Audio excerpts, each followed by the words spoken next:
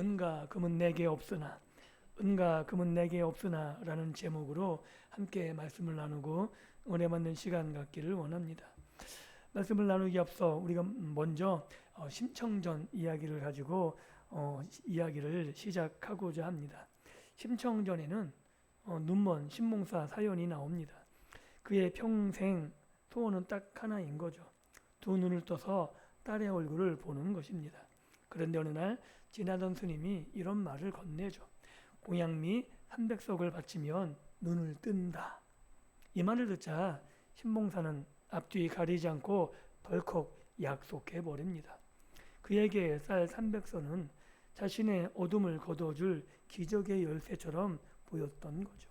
그리고 그 일이 이루어지기만 한다면 뭔들 못하겠습니까? 그러나 문제가 있죠. 그 쌀을 마련하려고 하나 뿌린 딸 심청청이가 인당수 거친 물에 제물로 던져지고 만 거죠. 그래서 어떻게 돼요?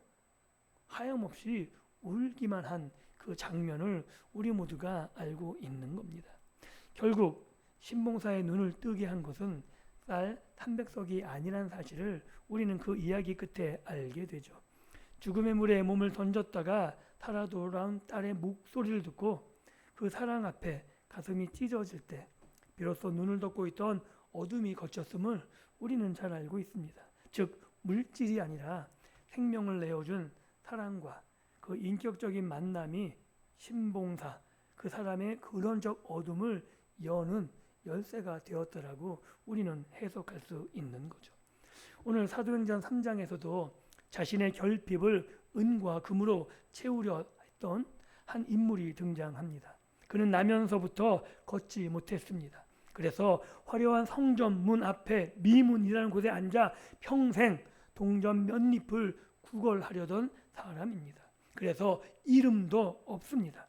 그는 동전이 자기 삶을 지켜줄 유일한 구원이라 믿고 있었죠. 그래서 그 구원줄을 확보하기 위해서 부끄러움도 없이 미문에 앉아 구걸을 해야만 했던 불쌍한 사람입니다.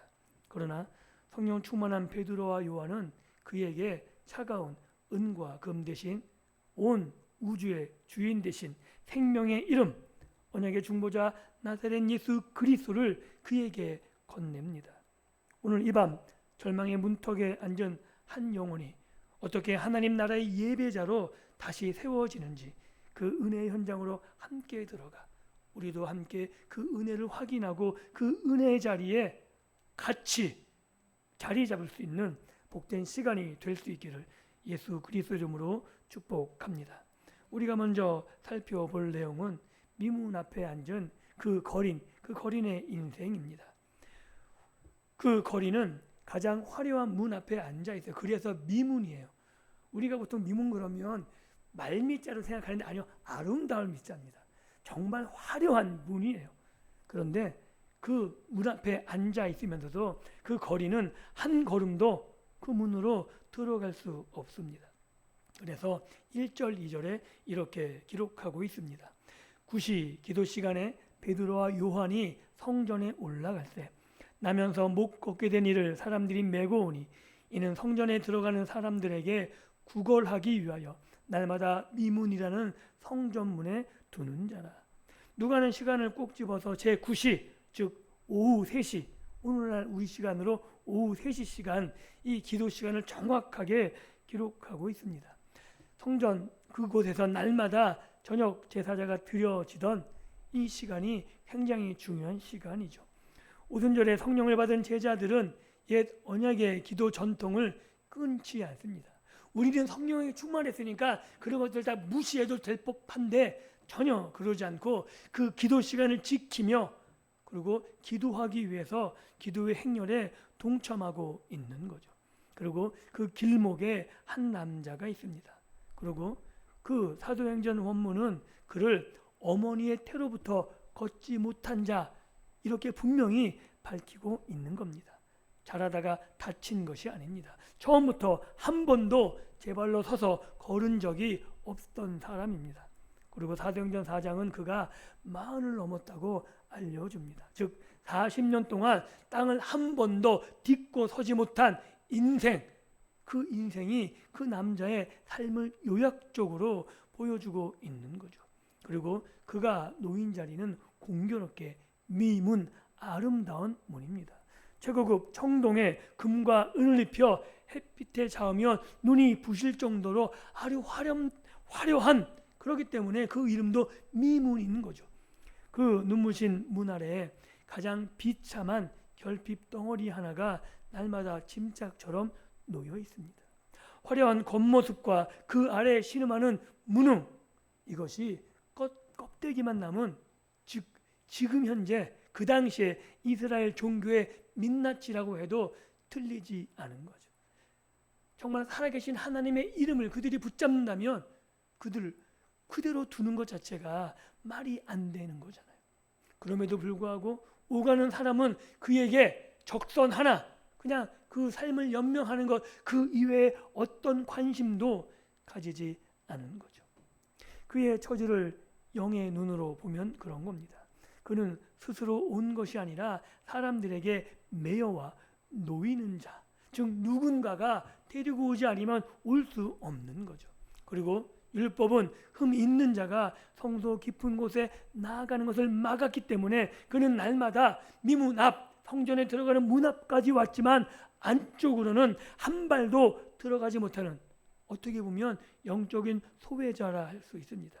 그래서 종교학자 칼빈은 이 못 걷는 사람이 곧 타락한 우리 모두의 거울이라고 말할 정도의 비참함을 잘 보여주고 있다고 말했습니다. 우리는 다 영적인 안진뱅이로 태어났다고 할 수 있는 거죠. 종교의 문 곁 그럴듯하게 맴돌지만 위로부터의 은혜가 임하지 않으면 우리 힘, 우리 스스로 생명의 성소 안으로 결코 들어갈 수 없는 무능한 인간, 그런 면에서 우리는 철저하게 그 안진뱅이와 전혀 다를 것 없는 사람이라는 거죠. 그리고 더 두려운 것은 이 안진뱅이는 자신이 못 걷는다는 사실을 분명히 알고 있었지만 정작 우리는 멀쩡히 두 발로 걸어다니기 때문에 우리 스스로가 하나님 앞에 한 걸음 한 걸음 나갈 수 없다는 것, 이것도 알지 못하는 무지한 자라고 그렇게 성경은 고발하고 있는 겁니다. 그리고 그가 베드로와 요한을 바라보았죠. 그가 사도에게 기대할 수 있는 것이 무엇일까요? 3절과 5절은 이렇게 이야기합니다. 무엇을 얻을까 하여 바라보거늘. 그저 동전 몇 입, 아마 그것을 기대했을 겁니다. 불쌍하게 보기 때문에 좀 더 많은 동전을 주지 않을까. 그에게는 영원한 생명, 예배자의 회복, 이런 거는 꿈도 꾸지 못하고 오늘 하루를 버틸 조그만 동전, 은과 금을 구하고 있다고 해도 틀리지 않은 거죠. 혹시 이 모습이, 이 안진뱅이 거린의 모습이 우리의 모습 아닐까요? 은혜 보좌 앞에 나오면서도 정작 우리 영혼의 거룩한 변화, 이것은 내팽겨친 채 내 아니란 문제들, 이런 세상적인 문제 해결, 동전 몇 입만 구걸하고 있는 모습이 아닐까요? 예수 없는 은과 금은 우리를 구원하지 못합니다. 내 영적 파산을 정직하게 인정하는 그 자리가 바로 하나님의 은혜가 시작되는 자리입니다. 이 복된 사실을 우리가 받아들이고 믿을 수 있기를 예수님의 이름으로 축복합니다. 그리고 베드로는 은과 금의 셈법, 그 거린이 좀 더 기대했던 더 많은 은과 금이 아니라 한 이름을 선포하는 거죠. 초라한 거린을 마주한 두 사도는 그를 무심히 지나치지 않습니다. 베드로가 요한과 더불어 주목하여 이르되 우리를 보라, 이렇게 먼저 이야기하죠. 베드로와 요한은 그를 귀찮은 구걸꾼이 아니라 긍휼과 생명을 담아 주목하여 꿰뚫어 본 거죠. 동정을 넘어 영적 시선, 이것이 사도들이 그를 향한 시선이라는 거예요. 단순히 동정이 아니라는 거죠. 동정이었으면 쳐다보는 것, 거기서 시선을 주목하는 게 아니라 동전 몇 입 주고 그냥 들어가 버렸을 겁니다. 그런데 오히려 그 거린에게 이렇게 말하는 거죠. 우리를 주목하여 보라. 남자는 두둑한 동전을 기대하며 두 사람을 쳐다보았습니다. 바로 그때 베드로가 말하죠. 은과 금은 내게 없거니와. 이 말 들으면 이 거린이 뭐라 생각했을 거예요? 장난치나? 왜? 아니 그 당시에 기대할 수 있는 건 그거잖아요. 그거 외에는 다른 것이 필요가 없다니까요. 그런데 서두에 먼저 말하는 거예요. 은과 금은 내가 너에게 줄 게 없어. 그러면서 다른 걸 준다 그러죠. 내게 있는 것 이것을 주는데 그게 뭐냐면 나사렛 예수의 이름으로, 나사렛 예수 그리스도의 이름으로 일어나 걸으라 라고 선포합니다. 베드로는 자신의 빈손을 부끄러워하지 않았습니다. 오늘은 우리들의 빈손을 부끄러워하지 않고 있습니다. 우리가 많은 사람을 만나면서 우리의 빈손이 부끄럽다면 우리가 그들에게 어떻게 대면하고 그들에게 무엇을 나누어 줄 수 있겠습니까?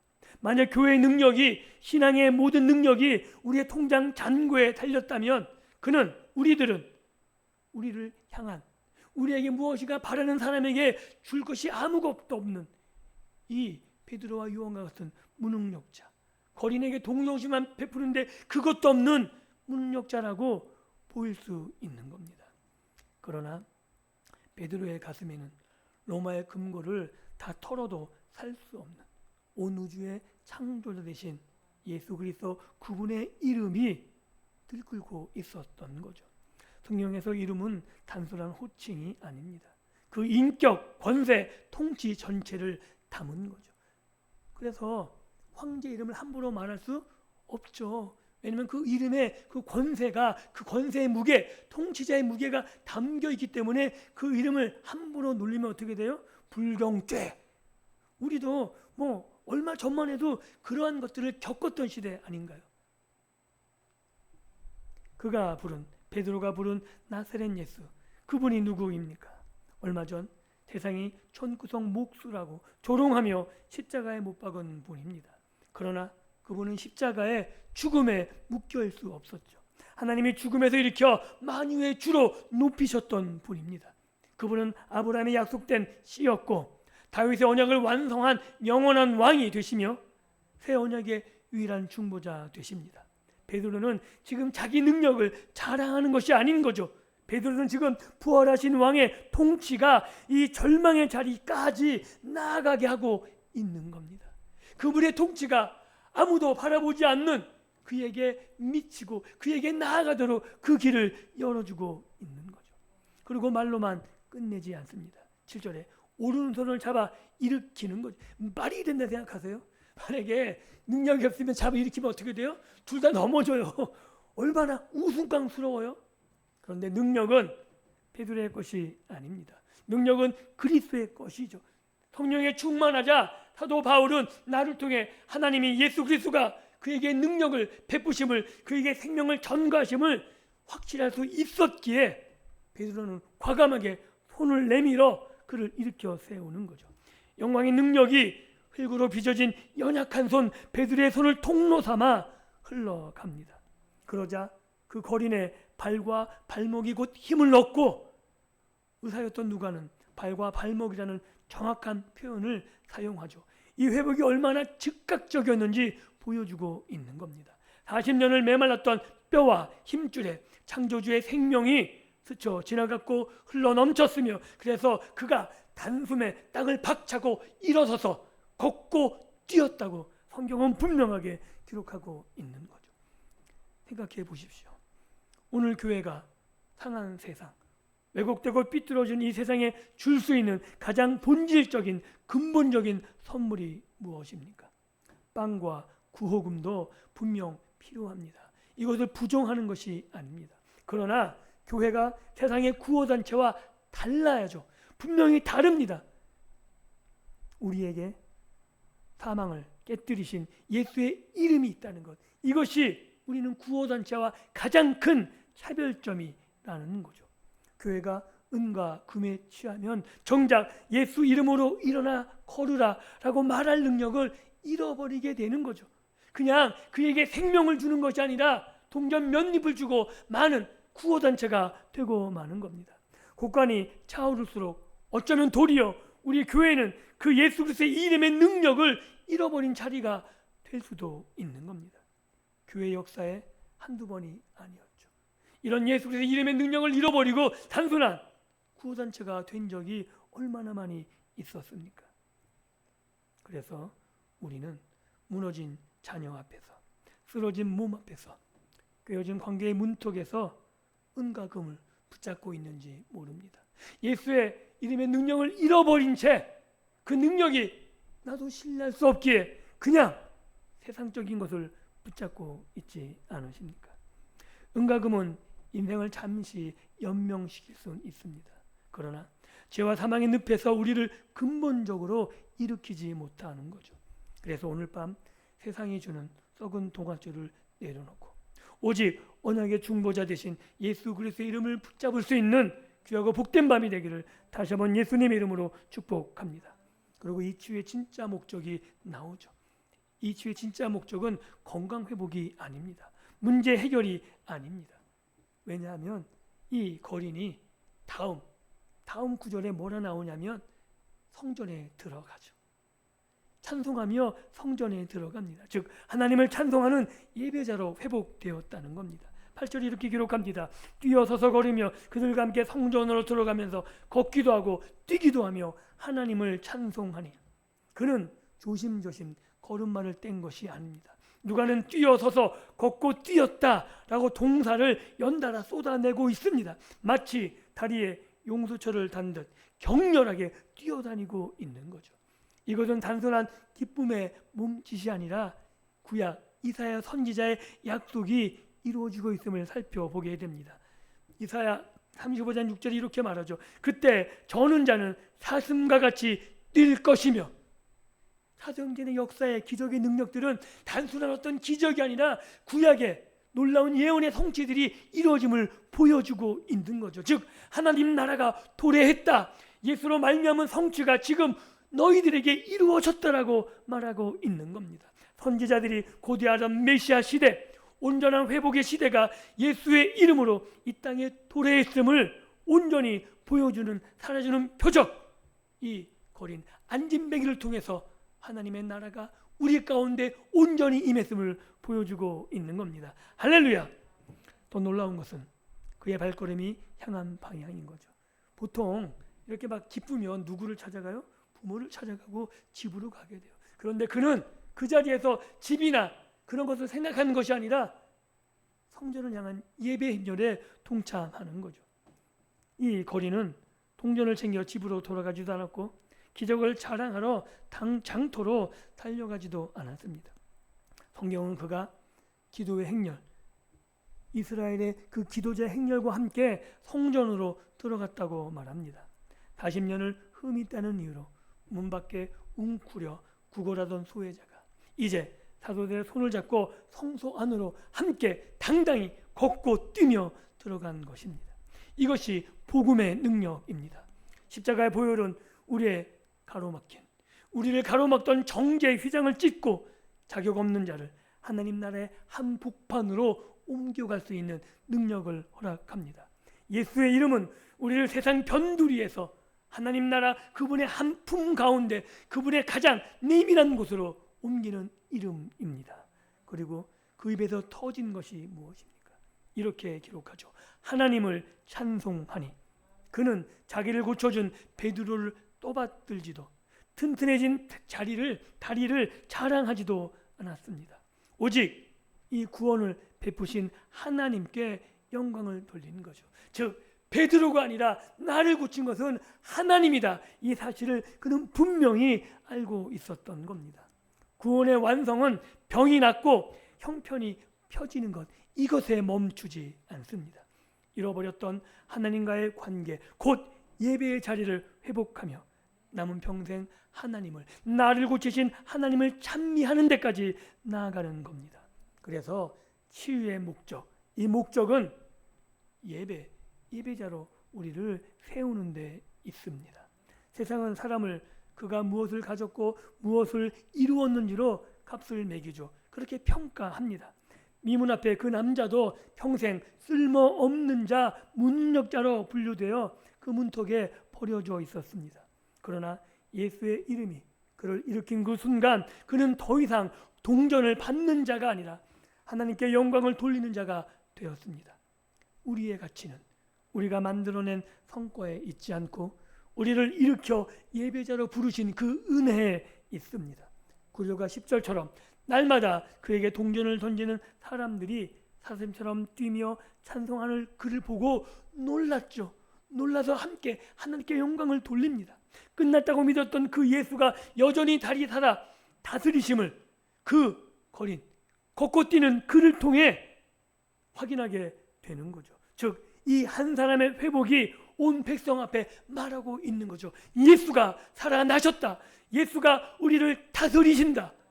이것이 이 기적의 핵심입니다. 사랑하는 성도 여러분, 오늘 우리가 살펴본 이 말씀은 우리를 정직하게 우리의 삶의 내면을 돌아보는 자리로 부릅니다. 나는 지금 어디에 있습니까? 화려한 교회 문턱에 와 있으면서 예수 이름의 생명은 맛보지 못한 채 여전히 세상의 은과 금만 구걸하는 영적인 안진뱅이로 살고 있지는 않습니까? 십자가 아래는 보화를 손에 쥐고 예수 이름이 있음에도 불구하고 썩어질 것을 동경하며 오히려 썩지 않을 그것을 썩을 것과 바꾸고 싶어 하지는 않으십니까? 그렇다면 오늘 이 밤 십자가에서 저 율법의 저주를 끊고 부활하셔서 온 우주를 다스리시는 그 이름 예수 그리스도의 이름을 향해 눈을 드는 복된 밤 되기를 원합니다. 그리고 이렇게 고백했으면 좋겠습니다. 주님, 제게는 세상에 자라갈 은과 금이 없습니다. 제 인생을 풀어낼 능력도 제겐 없습니다. 그러나 내게 임하신 나사렛 예수 그리스도의 이름을 의지하여 이 절망의 자리에서 일어나 예수님만을 예배하게 하옵소서. 하나님께 영광을 돌리는 삶을 살게 하옵소서. 이렇게 부르짖는 이 시간이 되기를 소원합니다. 그래서 예수님께서 우리의 주님께서 죽어 갔던 자리에서 우리를 일으키셔서 우리를 찬송하는 하나님을 찬송하는 예배제로 다시 세우시는 복된 밤 되기를 다시 한번 축복합니다. 그리고 그 자리에서 일어서 우리끼리 따뜻한 교제만 머물러 있는 것이 아니라 지금도 교회 문 밖 우리의 삶의 자리 곳곳에 스스로 일어나지 못해 누워있는 이웃을 향해 우리의 눈길을 시선을 그들을 향해 두었으면 좋겠습니다. 병에 덧치거나 무너진 삶에 주저앉거나 또는 깨어진 가정 속에 그런 따뜻함을 구하는 사랑을 갈구하는 사람들이 우리 주위에 수없이 많이 있습니다. 주님께서는 오늘 우리를 또 하나의 베드로와 요한으로 부르십니다. 우리가 능력이 있는 게 아니어도 좋습니다. 베드로와 요한이 그들 자체가 능력이 있었던 것이 아닌 거죠. 차가운 시선으로 정죄하거나 동전 몇 잎을 던지고 지나가는 그것으로 끝내지 마십시오. 그리스도의 긍휼로 베드로와 요한처럼 그런 사람들을 우리의 사랑을 갈구하고 우리의 도움을 필요로 하는 그들을 주목하여 주십시오. 그리고 따뜻한 오른손을 내밀어 떨리는 그 손을 잡아 주십시오. 그리고 이렇게 고백했으면 좋겠습니다. 내가 당신의 모든 문제를 풀어줄 은과 금, 내게 가진 것은 없습니다. 그러나 내 안에 사시는 지금도 내 안에서 역사하시는 예수 그리스도의 생명으로 당신을 축복합니다. 함께 일어납시다. 나를 일으키신 주님께서 당신도 일으키실 것입니다. 우리가 이러한 언약의 신실한 증인으로 살아갈 때 그렇게 쓰러졌던 영혼들이 걷고 뛰며 하나님을 찬양하는 회복의 역사가 우리 가운데 일어날 것입니다. 나를 일으키신 주님이 그도 일으키심을 믿을 수 있기를 예수님 이름으로 축복합니다. 오늘 주신 이 말씀을 우리 가슴에 새기고 먼저 내가 예수의 이름으로 일어서고 그리고 나를 일으키신 그 생명으로 내 곁에 무너진 그를 잡아 일으키는 그렇게 거룩한 공동체를 이루어가고 그래서 우리 공동체가 우리 주의 이웃들을 함께 살리는 그래서 하나님 나라를 세워가는 복된 신앙의 삶으로 복된 공동체로 우리가 세워져 가기를 다시 한번 예수 그리스도 이름으로 축원합니다. 기도합니다.